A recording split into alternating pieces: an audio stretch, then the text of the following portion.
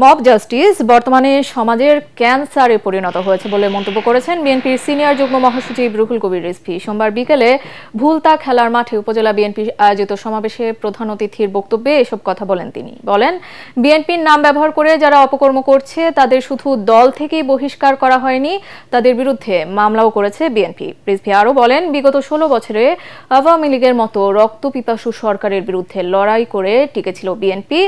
আজকে সেই দলকে নিয়ে পরিকল্পিতভাবে অপপ্রচার ও কুৎসা রটানো হচ্ছে।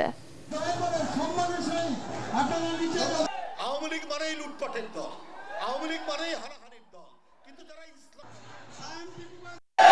আওয়ামী লীগ মানেই লুটপাটের দল, আওয়ামী লীগ মানেই হানাহানির দল, কিন্তু যারা ইসলামের নাম নিয়ে কথা বলেন তারা শেখ হাসিনার সাথে 86 সালে নির্বাচনে গেছেন না?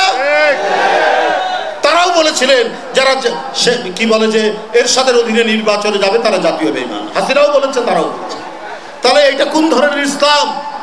আল্লাহর ইসলাম, আমাদের প্রিয় নবীর ইসলাম, এইটা তো হচ্ছে অঙ্গীকার ভঙ্গ না করা, এটা সত্যের পথে থাকা। সেই ইসলামের নাম দিয়ে লেবাসধারী তারা আজকে অপপ্রচার চালাচ্ছেন তাদের ছাত্রদেরকে দিয়ে।